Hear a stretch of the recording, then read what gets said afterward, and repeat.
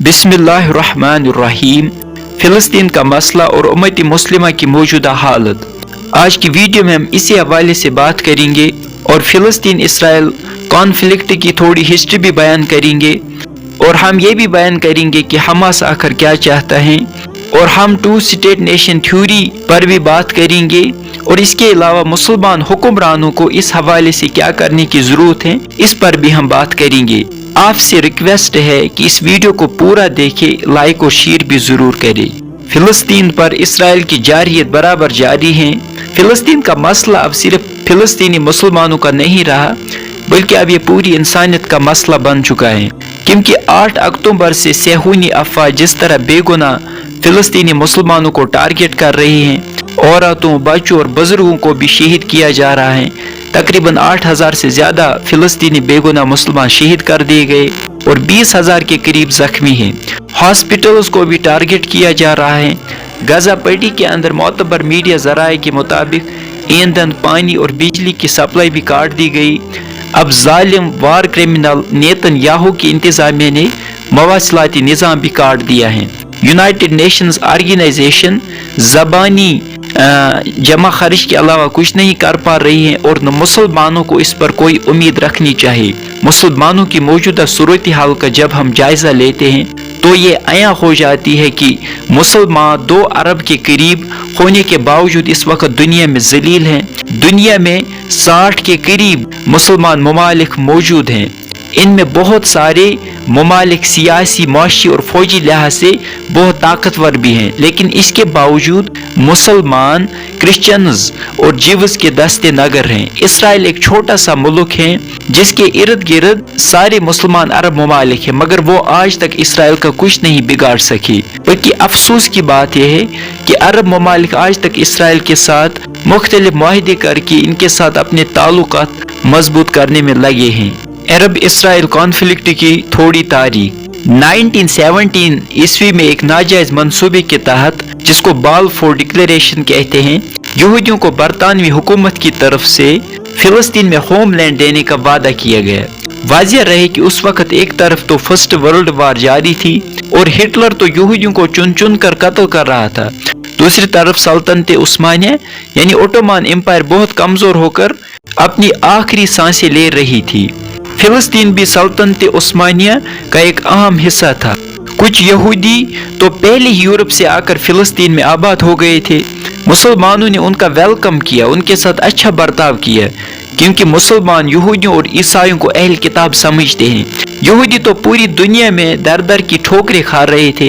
Hitler तो यहूदियों की नस्ल कुशी करके उन पर मजालिम ढहा रहा था। कोई भी यहूदियों को अपने इलाके में जगह देने के लिए तैयार नहीं था, लेकिन मुसलमानों ने जीवस को अपने इलाकों में बसाया और उन पर बड़ा एहसान किया। मगर ओटोमान एम्पायर के खात्मे के बाद फिलिस्तीन का इलाका भी ब्रिटिश के कब्जे में चला गया और यहूदी वहाँ आबाद होना शुरू हुए। फिर यहूदी पूरी दुनिया से आकर वहाँ बसने लगे। जीवस आहिस्ता आहिस्ता से फिर ताकतवर होने लगे और मुसलमानों को ही आंखें दिखाना शुरू कर दी। 1948 में डेविड बिन गोरियन, जो ज़ायनिस्ट ऑर्गेनाइजेशन के लीडर थे, उन्होंने बाज़ाब्ता इसराइली स्टेट का ऐलान किया। उसके बाद से जीवस बराबर नाजायज तरीके से फिलिस्तीनियों की ज़मीन हथिया रहे हैं। 1967 में अरब इसराइल जंग, जिसमें अरब को शिकस्त हुई, उस जंग के नतीजे में इसराइल ने जजीरा नुमा, Sinai, Golan Heights, West Bank, Gaza पट्टी और मशरिकी यरूशलेम पर अपना कंट्रोल हासिल किया। जाहिर है कि जो फिलिस्तीनी उन इलाकों में अब रह रहे हैं, उनका वहां जीना कितना मुश्किल होगा, आप खुद अंदाजा कर सकते हैं। 1948 जंग में इसराइल ने तकरीबन 78% फिलिस्तीनियों की जमीन को हथिया लिया, बाकी 22% मिस्र और जॉर्डन के जेर इंतजाम थी। 1967 में इसराइल ने पूरे हिस्टोरिकल फिलिस्तीन पर कब्जा किया और इसके अलावा मिस्र और शाम के कुछ ज़ायद इलाकों पर भी कब्जा किया। जंग के खात्मे पर इसराइल ने मज़ीद 3 लाख फिलिस्तीनियों को अपने घरों से बेदखल किया। 1967 की जंग ने इसराइल को एक स्टेट में तब्दील किया जिसकी अक्सर आबादी फिलिस्तीनी मुसलमानों पर मुश्तमिल है। फिलिस्तीनियों पर تب سے زیادہ مظالم ڈھائے جاتے ہیں، ان کی زمینیں چھینی جا رہی ہیں، ان کے مکانات گرائے جاتے ہیں۔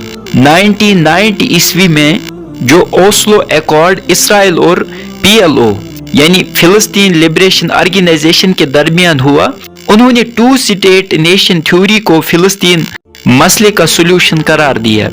UNO بھی 2 اسٹیٹ نیشن کو اس مسئلے کا سولوشن قرار دیتے ہیں۔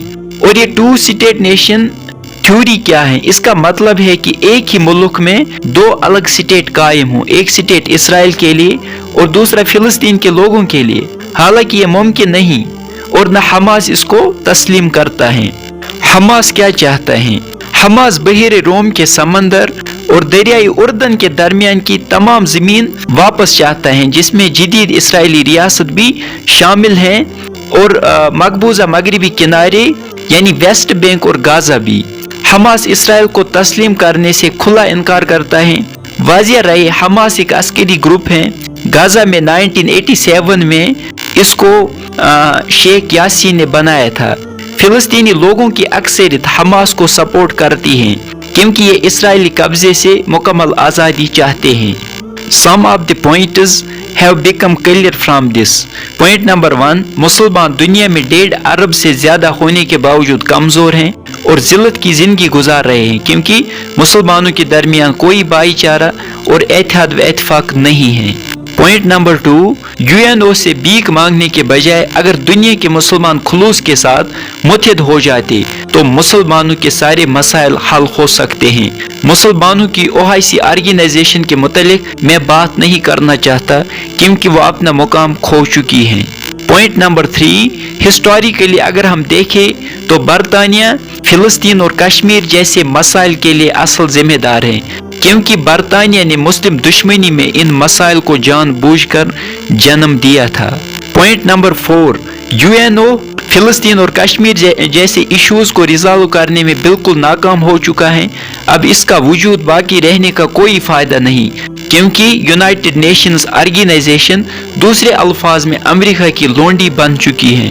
مسلمان حکمرانوں کو کیا کرنا چاہیے؟ مسلمان حکمرانوں کو اسرائیل کے ساتھ ساتھ امریکہ اور برطانیہ کے ساتھ بھی اپنی سیاسی، سفارتی اور معاشی تعلقات ختم کرنی چاہیے کیونکہ اسرائیل تو ظالم ہے ہی مگر ان سے بڑا ظالم امریکہ اور برطانیہ ہے جو اسرائیل کو ہر طرح کا سپورٹ فراہم کرتے ہیں، ورنہ اسرائیل ایک دن بھی اپنا وجود قائم نہیں رکھ سکتا۔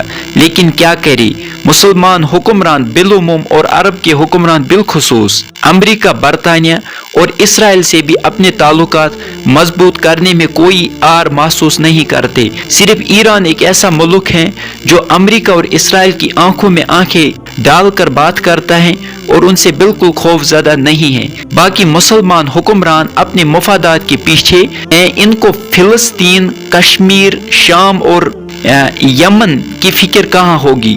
مسلمانوں پھر بیدار ہو جاؤ اور اپنا کھویا ہوا مقام حاصل کرو۔ مسلمانوں قرآن کے ساتھ پھر اپنا تعلق جوڑو اور دنیا کے امام بن جاؤ۔